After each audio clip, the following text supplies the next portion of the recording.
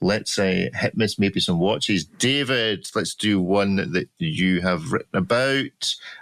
This is a review of the Rosenbusch, I assume is how it's pronounced, the Quest RB200 Midnight Blue and Emerald Green. Tell me about this watch and this brand. Ariel would be better suited to tell you about it. We met the founder back in fall when we had an event in Munich with eBay, and it's a cool, novel brand, one of many that have joined this trend of integrated bracelet watches.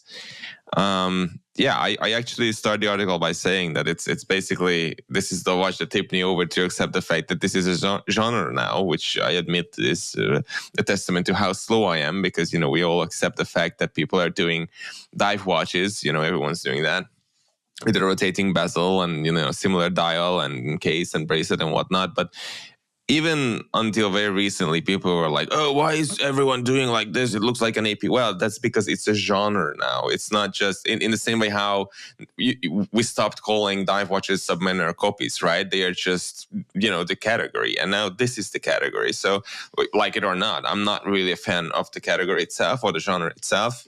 But here we are. And once we have the category, and then we can compare watches in it. And, we see this tremendous variation in terms of price, in terms of quality. And whoever enters this market has to contemplate, okay, do I want to sell a watch for 500 or 1,000 or 1,500?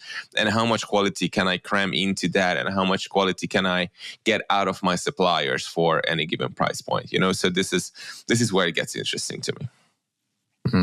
Let's let Ralph into the room. While he's coming in, Ariel, hello. You've handled this watch as well. Good morning, Ralph. You've handled this watch as well, Ariel?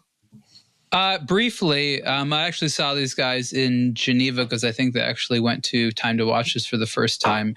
David's more immediately familiar with the product, but I've been thinking about what he said about this being a genre, and I think that the best way to name the genre is something to do with Gerald Genta, like Gentomania or something like that, because that's really what it is. It's a bunch of stuff which is... It's decreasingly directly based on what Genta did, but it's still all based on a shape and a style that he popularized. So Gentomania, until anyone can figure out better. The thing I worry about this is that, on the downside, it's in danger of cannibalizing itself. Like there can't be this many interest in shapely integrated bracelet watches. With that said, similar to the dive watch area, it's such a robust area for competition. And so what you have people trying to do, as David said, is kind of outdo one another. And you don't really have that everywhere. You don't really have like the race for the cheapest minute repeater. But here you have like how much detailing, cool movement can you do for everywhere from $5,000 to sometimes close to $4,000. And there's a huge amount of variety, and there's a lot of great things. It's helped popularize the quick release bracelets and nice color dials. So it's overall a good genre, but it's difficult to support any one of these over another. I mean, there's just so many options out there. Call to order. Is it a hit? Is it a miss? Or is it a maybe? 1, 2, 3, go. Miss, maybe, maybe,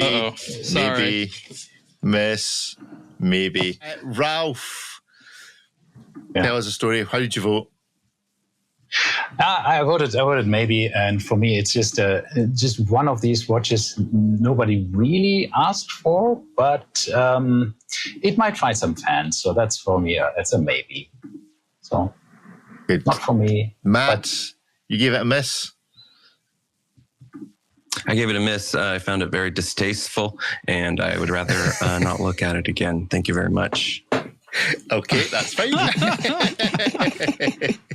That's a derivative, yes. David, did you get my maybe? We gave it a maybe because I think there's a very strong market for these watches out there, and the quality was certainly there. So I respect the fact that there's been quite a bit of attention put to its details, and the price is not stratospheric. So if you're liking the looks and you're in the market for something like this, I don't think it's a bad choice. I think that's why it's a maybe. I don't like this genre at all, so I'm not in the market for it. But that's just a tasting. But Matt would appreciate it if you did choose to buy one that you never visited him. Ariel, how did you vote? So I said maybe, just because, again, there's a lot of these. One thing I want to say about this, which is totally weird, is when I first saw it, I was like, oh, it's trying to be a Dietrich. In person, it looks less like a Dietrich than you'd think. I know that sounds crazy, but it really doesn't look as much like a Dietrich in person, even though it does in images. Can't explain it. David knows what I'm talking about. I do understand. Just It's a weird clear. thing. It clearly looks like a But they're Dietrich. not bad. They're not bad.